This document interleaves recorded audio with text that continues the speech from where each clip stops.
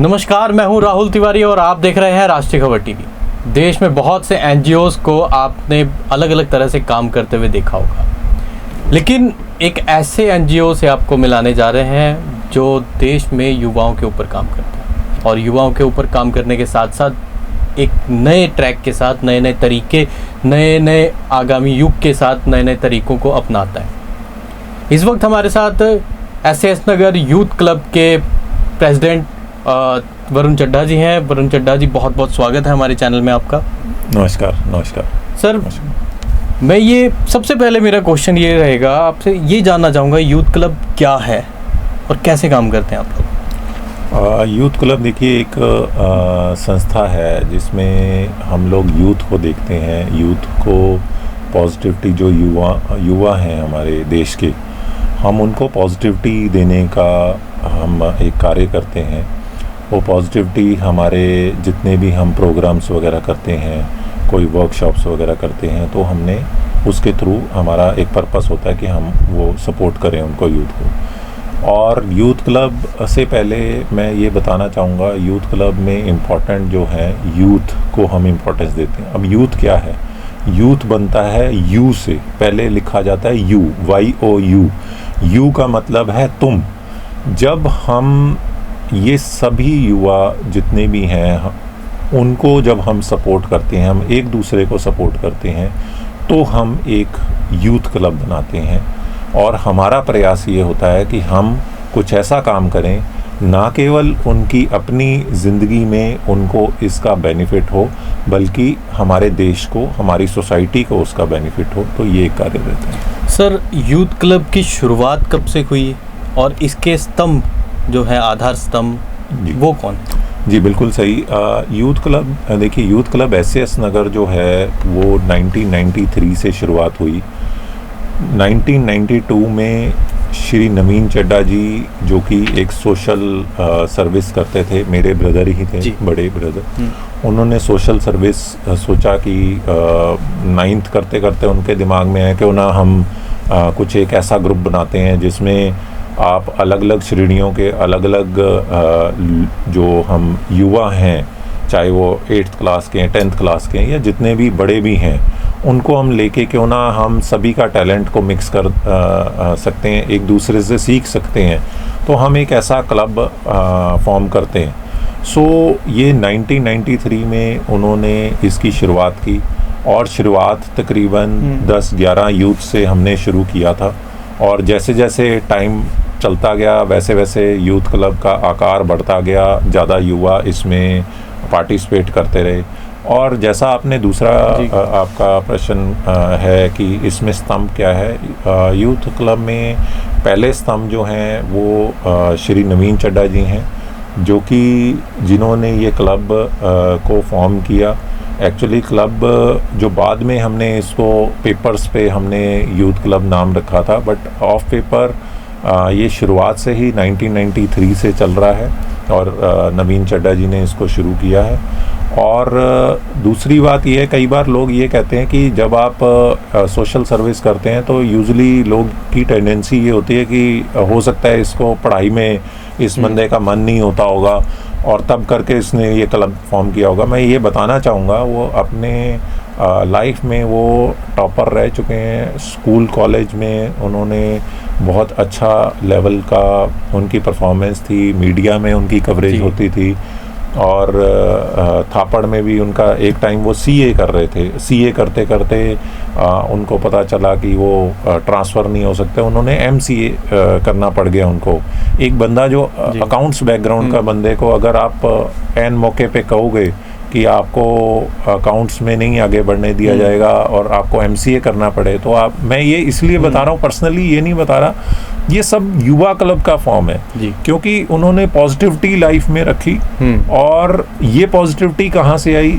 क्योंकि उन्होंने एक ऐसा क्लब पहले से बना लिया था कि जिसमें उनको लोग तो कहते हैं उन्होंने दूसरों को कनेक्ट करने के लिए बनाया, बट मेरे को ऐसा लगता है क्योंकि एज अ ब्रदर मैंने उनको देखा हुआ है कि उन्होंने अपने आप को भी कनेक्ट किया। लाइफ में उनके साथ भी कुछ प्रॉब्लम्स आई, बट उन्होंने जब युवाओं से जो पॉजिटिविटी ली थी वो अपनी लाइफ में भी उसको यूज़ किया। तो ये पहले पिलर रहे। दूसरे पिलर जसमीत कौर, मिस जसमीत कौर का मैं जिक्र करूँगा। वो हमारे युवा क्लब में ही एक पार्टिसिपेंट थी।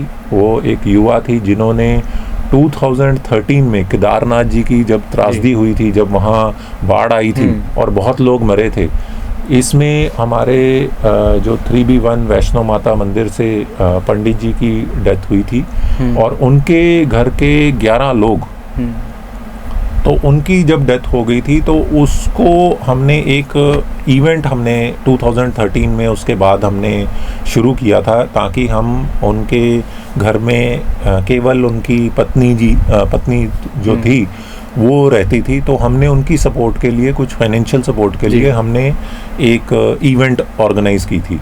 तो जसमीत कौर ने उस समय पार्टिसिपेट किया था, उसने कंट्रीब्यूशन दिया था और अनलकीली 2013 में तो उसने पार्टिसिपेट किया था। 2017 में नोएडा में आपने ग्रीनलैंड्स एक फायर ट्रेजेडी सुनी होगी।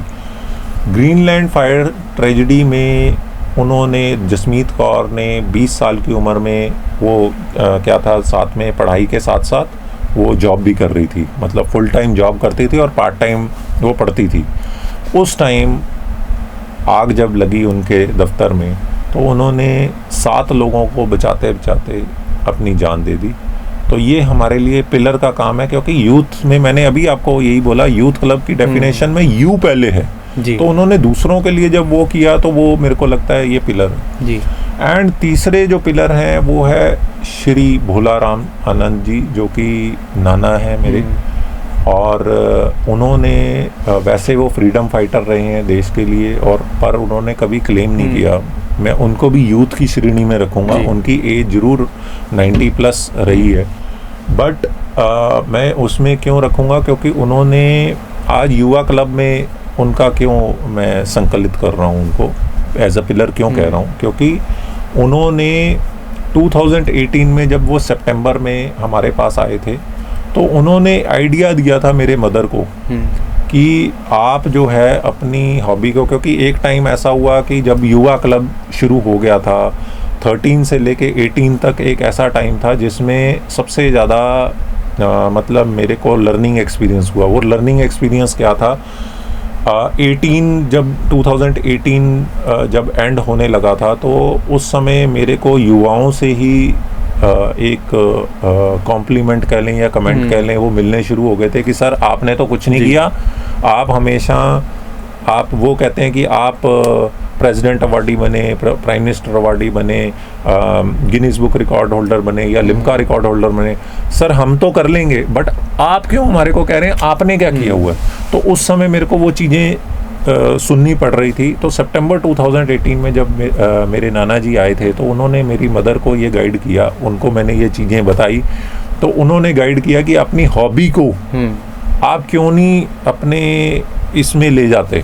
तो मेरी हॉबी कुछ नहीं थी, ना मेरे को क्रिकेट में मेरा इतना इंटरेस्ट नहीं, बाकी चीज़ों में नहीं। हाँ, काइट मेरी हॉबी थी क्योंकि वो नाना जी के टाइम पे मैं लखनऊ जाता था, मेरे नानके जो है वो लखनऊ में, तो मैं जब वहाँ जाता था तो मैं काइट उड़ाता था। वो काइट जो है वो मेरी हॉबी थी। मेरे मदर की हॉबी जो है स्टिचिंग थी, और बहुत पुराना टाइम पे उन्होंने स्टिचिंग और साथ में आर्ट एंड क्राफ्ट, ड्राइंग, तो ये हॉबीज़ को मिक्स करके जब हमने इसको अंकलित किया तो 2019 से हम जो है एक कपड़े की काइट्स वगैरह हम बनाते हैं और वही उसी तरीके से लोगों को खुशी प्रोवाइड करने का हम काम करते हैं।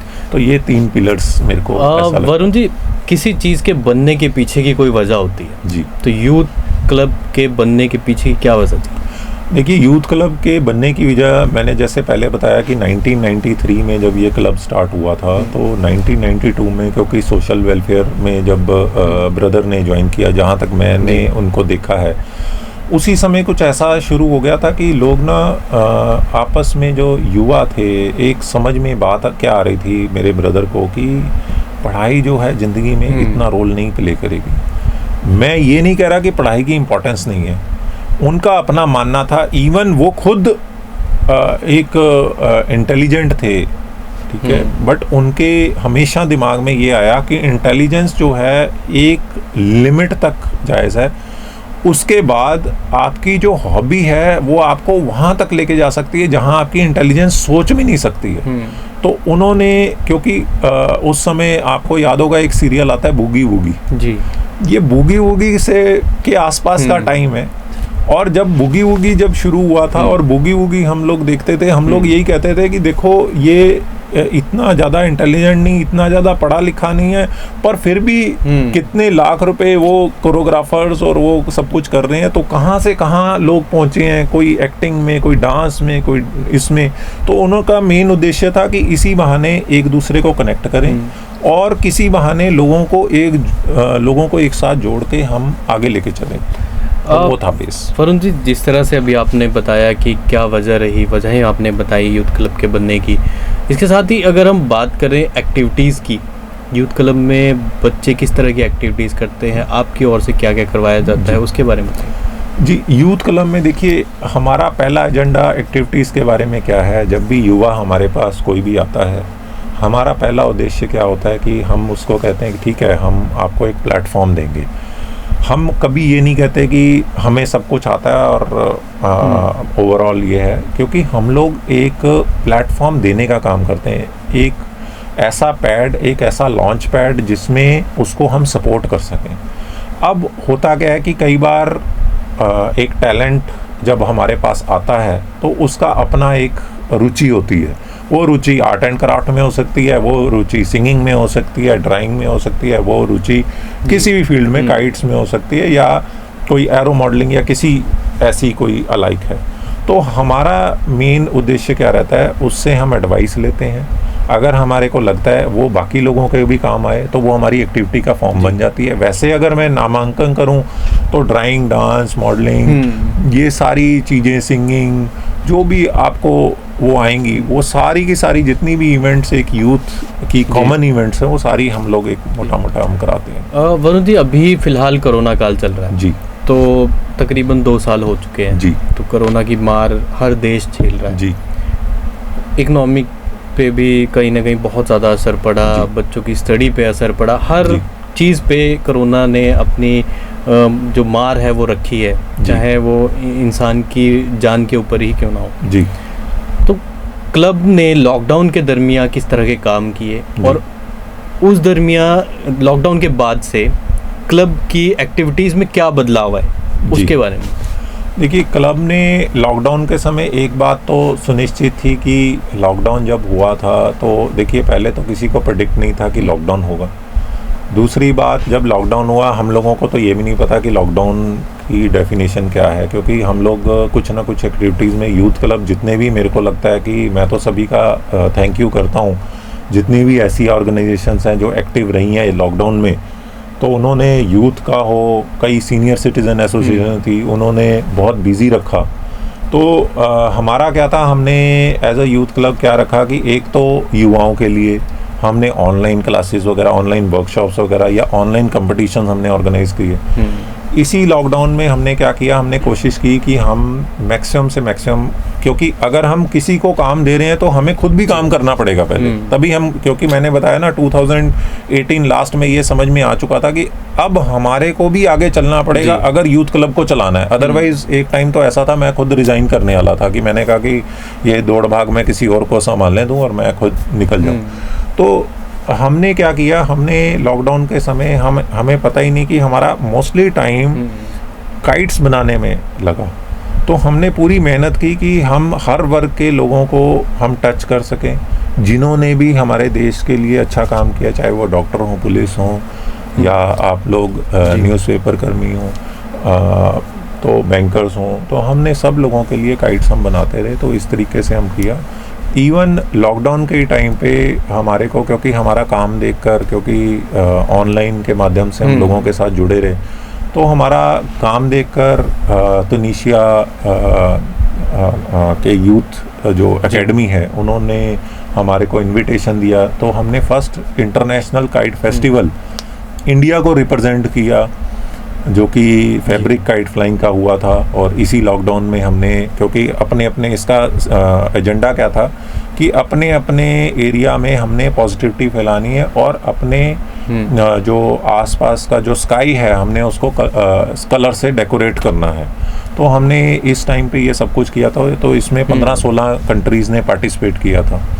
तो ये तो हुआ इस बीच में कि वर्कशॉप्स और इवेंट्स करवा के हमने ये सब कुछ किया। अब हाँ जी, अब लॉकडाउन के बाद जो है हमने क्या किया है, अब हम लोग एक नई पहल लेके आए हैं कि हमने ना स्टाइल चेंज कर दिया अपना। स्टाइल क्या चेंज किया है कि हम चाहते हैं कि डेली लेवल पे अगर हमने देश को आगे हम सोचते हैं कि बढ़ाना है, तो सबसे पहले युवाओं के बारे में सोचना चाहिए, क्योंकि इतना तो बात पक्का है कि यूथ क्लब में युवाओं को पहले देखा जाता है। तो युवाओं के लिए हम क्या लेके आए हैं कि सबसे पहले हम चाहते हैं कि डेली बेसिस पे जो युवा एक्टिविटी कर रहे हैं, जो युवा डेली बेसिस पे एक्टिविटी कर रहे हैं, तो हमने मंथली, क्वार्टरली, जैसे हमने हमने परफॉर्मिंग क्लब्स हमने शुरू कर लिए हैं। तो उसमें स्टार ऑफ द मंथ हमने शुरू कर लिया, ऐसे टाइगर टीम हमने शुरू कर ली, चैंपियंस टीम हमने शुरू कर ली। तो ये टीम्स हैं क्या, ये टीम्स हैं कि जो मंथली बेसिस पे जो लोग रेगुलर आते हैं, जो लोग पंक्चुअलिटी का ध्यान रखते हैं, जो लोग जो भी उनको एजेंडा दिया जाता है। अब जैसे मेरे पास कोई यूथ है, मैं उसको कहता हूँ कि यार आपने इसको ट्रेंड करना है किसी और यूथ को, अगर कोई एजेंडा दिया गया वो पूरा अपना एजेंडा कर पा रहा है, तो ऐसे लोग स्टार ऑफ द मंथ वो कर सकते हैं। अब टाइगर टीम है, टाइगर टीम का नाम सुन के आपने सोचा होगा यार टाइगर टीम इनको कैसे याद आया। तो टाइगर टीम क्या है कि जैसे टाइगर हर चीज में आगे होता है, ऐसे अगर आपको यूथ क्लब के बारे में पता है, उनके प्रोसेसेस के बारे में पता है, अगर आपको आज मैं ये चाहता हूँ कि मेरी जगह आने वाले टाइम में वो युवा बैठे हैं, तो मैं जो देख पा रहा हूँ आज की डेट में, मेरी जगह वो टाइगर टीम वाले युवा बैठे जी, वो लोग बैठेंगे जो स्टूडेंट ऑफ द ईयर है, क्योंकि स्टूडेंट ऑफ द ईयर बनने के लिए आप कुछ सोसाइटी के लिए कुछ कर रहे हैं, तो that is all about youth club जी। तो स्टूडेंट ऑफ द ईयर हम उसको बनाएंगे जिसने सोसाइटी के लिए कुछ एक्सक्लूसिव किया, आपने पेड़ लगाए, आपने किसी जानवर को बचाया, किसी और को, तो हम विज़ आपका कंपैरिजन करेंगे कि हाँ दूसरे के कंपैरेटिव आपने क्या किया, क्योंकि स्टूडेंट ऑफ द ईयर एक ही होगा, एक युवा होगा, एक युवती होगी, तो हम वो सारी चीज़ें क्रेडेंशियल्स करेंगे। तो ऐसे कुछ हम चीज़ें लेके आए हैं जो हमने लॉकडाउन के बाद हमने शुरू किया है, और हमने अवार्ड्स का, सर्टिफिकेशंस का, वो चीज़ें बढ़ा दी हैं। और युवाओं के लिए क्या किया लॉकडाउन के बाद कि हमने एरिया सेट कर दिया है, जैसे आपका ऑफिस है, ऐसे हमने प्रॉपर एक एरिया स्पेसिफाइड कर दिया है, जिसमें आके युवाओं को हम सारे इंफ्रास्ट्रक्चर हम देंगे। वो चाहते हैं तो वो अपना वीडियो बना सकते हैं, डांस का, ड्राइंग का, या कुछ भी, हम उसमें सपोर्ट करेंगे जी। तो ये सब कुछ हम कर रहे हैं। वरुण जी, हर एक किसी भी संस्था के लिए ना, संस्था शुरू करने से पहले एक एम होता है जी। उसी तरह प्रेस जो यूथ क्लब है, इसका क्या एम? देखिए, हमारा एम सबसे पहले क्या है कि हमने लोगों को कनेक्ट करना है, आपस में एक दूसरे को कनेक्ट करना है, पॉजिटिविटी फैलाने का एक हमारा वो है। तो उसके लिए हम क्या चाहते हैं, हमारे जो भी आज के इश्यूज चल रहे हैं, देखिए हर चीज़ का एक एंड रिजल्ट हमने गोल की तरफ लेके जाना है। गोल क्या है हमारा? पेड़ लगाएं। हमारा गोल क्या है? हम पानी बचाएं, स्वच्छ पानी के लिए हम काम करें, हम एजुकेशन की बात करें। तो ये सारी चीज़ें जो गोल्स हैं ना, ऐसे कुछ और गोल्स हैं जो हमने एक युवा क्लब के लिए पहले से प्री डिफाइंड हैं, तो हम उनके लिए काम करेंगे जी। सो पॉइंट क्या है कि हम आने वाले टाइम में हम चाहते हैं कि हम गवर्नमेंट एजेंसीज के साथ काम करें, क्योंकि देखिए आज की डेट में बिफोर कोरोना और आफ्टर कोरोना इतना हुआ है कि देखिए एज अ युवा क्लब हमें फ़र्क नहीं पड़ता, और मेरे को लगता है जितने युवा रेगुलर आ रहे थे उनको तो पॉजिटिविटी गया है। तो मैं जो जान पा रहा हूँ वो क्या है कि जो लोग लिंक में नहीं है या जिनके पेरेंट्स अलाउ नहीं करते, वो युवाओं को उसमें इम्पैक्ट हुआ है। वो युवा जो ज़िंदगी में ये सोचते रहे कि खाली पढ़ाई ही पढ़ाई मेन है और एक्टिविटीज से कोई लेना देना नहीं है। वो टीवी में तो डांस इंडिया डांस या डीआईडी या कोई भी वो देखते हैं, मैं किसी पर्टिकुलर प्रोग्राम की बात नहीं कर रहा, बट वो हमेशा ही अपने आप को जब कंपैरिजन करते हैं कि हाँ हम तो ये कर रहे हैं और वो वहाँ ये कर रहे हैं। देखिए हर बंदे के पास अपॉर्चुनिटी है कि वो वहाँ टीवी में जा सकता है। प्रॉब्लम ये है कई बार इंफ्रास्ट्रक्चर, कई बार पेरेंट्स, कई बार खुद, कई बार उनके दोस्त वो चीज़ें नहीं सपोर्ट करते तो वो वहाँ तक नहीं जा पाते जी। तो हमारा मेन इस एजेंडा से क्या है कि हम कोई भी ऐसा एजेंडा हो कि हम एक दूसरे का साथ दें, कुछ ऐसा काम करें कि हम अपने देश के लिए कुछ कर सकें। तो ये पहला गोल जिसके कारण क्लब बनाया गया। आपने क्लब की बहुत सी एक्टिविटीज़ गिना दी जी, बहुत सी चीज़ें आप लोग कर रहे हैं। लॉकडाउन के बाद बहुत से बदलाव देखे गए जी, अलग अलग चीज़ें आपके क्लब में देखी गई जी। तो एक यूथ क्लब के हिसाब से पढ़ाई ज़रूरी है या एक्टिविटीज़ ज़रूरी है? देखिए ये बहुत एक पेचीदा सवाल है और मेरे को ये लगता है ये सालों से ये सवाल चल रहा है। मैंने आपको अभी वही थोड़ी देर पहले बता रहा था कि 1993 में जो ब्रदर एज ए इंटेलिजेंट जिसको जो कह रहे हैं कि पढ़ाई मोस्ट इम्पोर्टेंट है जी, मैं ये कहूँगा पढ़ाई मोस्ट इम्पॉर्टेंट है, आप इसको ज़िंदगी में रखिए। बट आप मैं इसको छोटा सा एक एग्जांपल लूँगा सो दैट आप और आपके व्यूअर्स इसको कनेक्ट कर सकें। देखिए जब भी हम आम एक गाड़ी की बात करते हैं तो गाड़ी कितने टायरों पे चलती है? 4 पे चलती है। आप ये मान के चलिए एक मैन्युफैक्चरर जो गाड़ी बनाता है आम गाड़ी में कितने आपको टायर देता है? 5 देता है। 5वां क्यों देता है? क्योंकि कल को कोई भी आप जब लॉन्ग रन में गाड़ी चला रहे होते हैं कभी भी टायर पंचर हो जाए तो 5वां टायर काम आ जाए। ये 4 टायर ये पढ़ाई है। 5वां टायर जो है ये आपका जो एक्टिविटी आप कर रहे हैं या जो आपकी हॉबी है ये वो है। अब होता क्या है कभी भी आपकी पढ़ाई काम ना आए, जैसे आजकल 1.5-2 सालों में क्या हुआ है, जो इंटेलिजेंट, मैं अगर 10th में था, मैं अगर +2 में था, मैंने 1-1.5 साल से मैंने कोशिश किया था कि मैं बोर्ड का एग्ज़ाम निकालूं जी। बीच में कोरोना आ गया और एक वो था जिसने एवरेज पढ़ाई की और कोरोना आ गया और साथ साथ में एक्टिविटी कर रहा था। आप देखो हो सकता है वो कहीं और सेलेक्ट हो जाए और मैं पढ़ता रह गया और मेरे को कहा गया कि नहीं जी सब लोगों को एवरेज मार्क्स दे दिए जाएंगे। तो आप बताइए क्या होगा? कल को कोई और इवेंट ऐसी आ सकती है। अच्छा अगर सब कुछ ठीक भी चल रहा है तो भी अगर आप लगा के चलिए मैं पढ़ाई के सिर पे क्या मैं IAS IPS अगर मैं पैसे से ही सब कुछ तोल रहा हूँ, जो टीवी में गया है जो सेलेक्ट हुआ है जी, क्या वो पैसे नहीं कमा रहा? अगर पैसा ही सब कुछ है तो हॉबी जो है ज़्यादा देर ऐसा क्यों होता है कि कुछ डॉक्टर्स, कुछ लॉयर्स, कुछ पुलिस वाले या कुछ और लोग वो अपनी फील्ड बाद में चेंज करते हैं जी? क्यों ऐसा होता है? हमने देखे हैं कई ऐसे लोग हैं। तो हॉबी जो है, जो हमारे क्लब जब फॉर्म किया गया था, मेरे ब्रदर नवीन चड्ढा हो या मैंने जो एक्सपीरियंस किया है, हॉबी आपकी जिंदगी भर आपको जिंदा रखती है, ये हॉबी है। एजुकेशन आपको सोसाइटी में चाहिए ताकि आपका दिमाग और मस्तिष्क बढ़े, आप चीज़ों को अंडरस्टैंड कर सको, बट एजुकेशन लाइफ नहीं हो सकती जी। हॉबी लाइफ हो सकती है। मैं आज हॉबी के चक्कर में ज़्यादा जाना चाहता हूँ, एजुकेशन भी है मेरी बट उसके कारण आज नवीन चड्ढा के कारण, क्योंकि उसने क्लब बनाया था, आज मैं तब करके आपके पास बैठा हूँ। मतलब वो जो आपकी स्टेपनी थी वो लग गई और वो आपको निकाल गई आगे। हाँ, कई बार ऐसा होता है खाली एक टायर आपके 4 टायर्स के बराबर है। आप ये सोच के देखिए, कई लोग हैं, आप देखिए, मैं पीछे पढ़ रहा था उनकी ऑटोबायोग्राफी, मेरे को नाम भूल गया, जो मसाले बनाते थे हमारे सर, उनका नाम मैं भूल गया, वो बहुत रिस्पेक्टेड हैं, ठीक है, पीछे उनकी एक्सपायर हुए। आप देखिए, आप आप क्या एजुकेशन क्वालिफिकेशन देखेंगे? क्या एक खिलाड़ी जो इंडिया को रिप्रेजेंट करता है, करोड़ों रुपए की एड मिलती है, करोड़ों रुपए, वो अगर आप रुपए करते हैं, देखिए मेरे एज ए यूथ क्लब में कभी भी पैसा एक आउटकम है जी। प्राइमरी क्या है? प्राइमरी है आपकी सोच, आपकी खुशी। खुशी कहाँ से मिलेगी? जो मेरी हॉबी होगी। जब आप अपनी हॉबी पे काम कर रहे हैं, जो बंदा फुटबॉल खेलना चाहता है वो फुटबॉल खेल रहा है, जो क्रिकेट खेलना चाहता है वो क्रिकेट खेल रहा है, मेरे जैसा बंदा काइट फ्लायर है, काइट फ्लाइंग मेरी हॉबी है। तो अगर मैं ये प्रॉपर चीज़ें करूँगा पैसा अपने आप आएगा, वो एक सेकेंडरी, वो एक आउटपुट है। जी सर, अभी बातों के बीच में आपने इंटेलिजेंसी की बात की, तो एक सवाल इसी पे हो जाए, इमोशनल इंटेलिजेंसी और इंटेलिजेंसी दोनों में क्या फ़र्क है? सर देखिए, इमोशनल ये बहुत टिपिकल है और बहुत से लोग इसमें, मैं बता रहा हूँ, अगर ये ना एक कई बुक्स का एक निचोड़ है जो मैंने अध्ययन किया या जो मेरे को लकीली, क्योंकि मैं यूथ के साथ रहता हूँ और मेरे को थोड़ा समझ आया।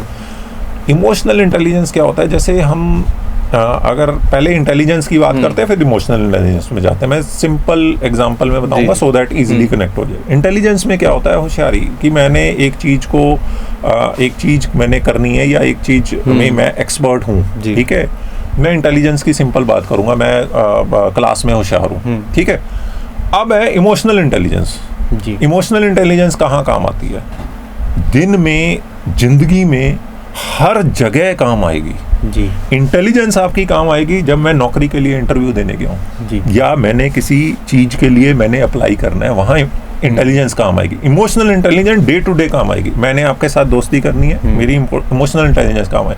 आपने मुझे मेरा दोस्त नहीं बनाया, मैंने आपको फ्रेंडशिप ऑफर मारी पर आपने कहा नहीं मैंने तो नहीं करनी, वहाँ मेरी इमोशनल इंटेलिजेंस काम है। क्यों? क्योंकि अगर मेरा अटैचमेंट था, मेरे को लगता था कि हाँ आपके साथ मेरे को दोस्ती रखनी है या मैं आपके बगैर नहीं रह सकता, तो आपको अब मैनेज, अपने आप को कैसे मैनेज करना है जी, वो इमोशनल इंटेलिजेंस का ही स्फेयर है। तो आपने कई बार देखा होगा, बहुत बार, कई बार नहीं बहुत बार देखा होगा, जो लोग इंटेलिजेंट होते हैं वो इमोशनली इंटेलिजेंट नहीं होते। इसी कारण वो उल्टे काम करते हैं।